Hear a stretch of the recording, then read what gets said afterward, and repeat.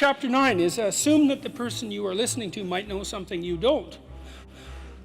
This is a chapter about conversation and about the different forms conversation takes. And it's a chapter about humility. And it's a chapter about listening. And the humility element is, it took me a long time to understand why there's religious injunctions supporting humility. To even understand what the word really meant in that sort of technical sense. And it means something like this. It means what you don't know is more important than what you know. And that's a lovely thing to, then what you don't know can start to be your friend, you see. People are very defensive about what they know, and for the reasons we've already discussed. But the thing is, you don't know enough. And you can tell you don't know enough because your life is not what it could be, and neither is the life of the people around you. You just don't know enough.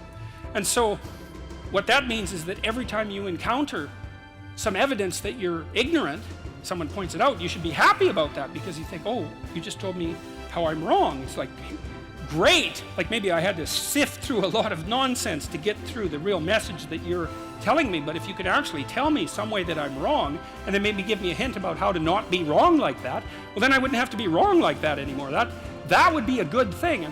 And you can embark on that adventure by listening to people.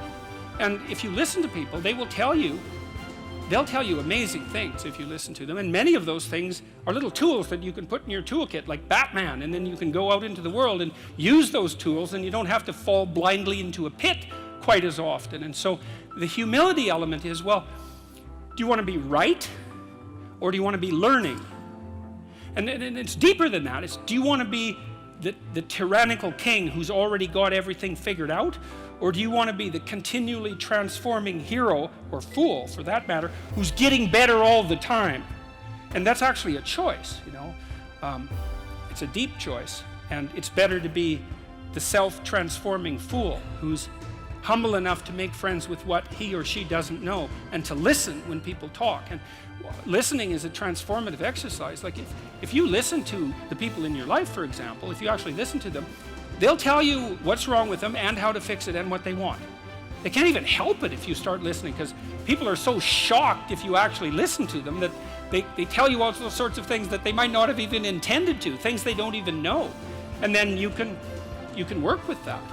And so, and the other thing that's so interesting, you know, now and then you have a meaningful conversation, right? You have a good conversation with somebody, you walk away and you think, geez, you know, we really connected, and I know more than I did when I came away from that conversation. And during the conversation, you're really engrossed in it. And that feeling of being engrossed is a feeling of meaning, and the feeling of meaning is engendered because you're having a transformative conversation. So your brain produces that feeling of meaning for you. It says, oh yeah, this is exactly where you should be right here and now. It's the right place and time for you. And that's a great place to occupy. And so a good conversation where people are listening has exactly that nature. And the reason it has that nature is because it is in fact transformative. It's one of the truisms of clinical psychology. Like if you're a clinical psychologist, a huge part of what you do is just listen to people. It's like, you know, they come in, they're unhappy and they'd rather not be, something like that. You say, well, why do you think you might be unhappy? And they don't know. They have some ideas, and they may have to ramble around for like a year before they figure out why they're unhappy.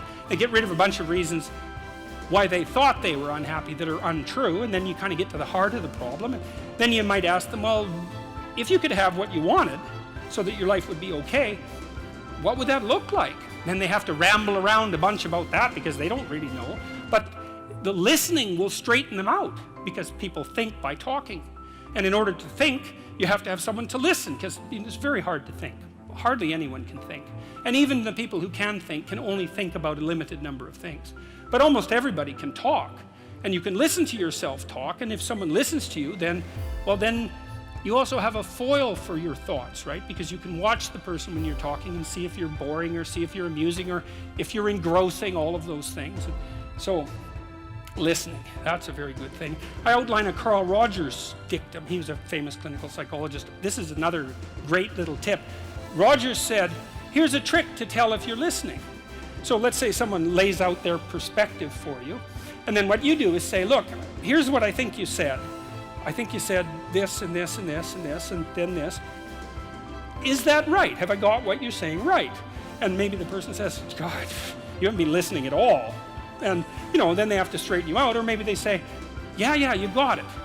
And then the nice thing about that is that you summarize their argument for them, which can be very helpful, and for you, but also you don't get to make the person into a straw man. So like if you're arguing with your wife, let's say, or your husband, big party is going to want to win. And that's stupid, because if you win, you get to be top lobster, but they get to be bottom lobster. And if you want to live with bottom lobster, then like more power to you, but I wouldn't recommend it. Right, because you don't want that. You want to defeat your wife in an argument. Oh, well, great. Like if she was going to disappear tomorrow, no problem. But like you're going to like live with defeated, miserable her for the next week? That's no good. So you listen and you think, okay, well here's what I think you said, and maybe even make it a little stronger and more elaborated than was the case with the original utterance, so that you get the damn argument right. Because you don't want to win, you want to fix the problem. That's the winning.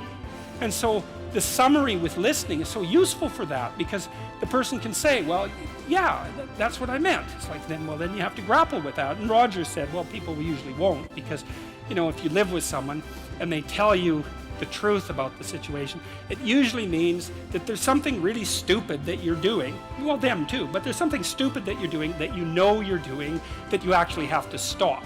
And, you know, that's difficult and unlikely, but well, if you don't stop, then you get to have the same damn problem every day or every week for the rest of your life. So it's probably better to undergo the misery of stopping it than the misery of continuing it. But that's the injunction to listen.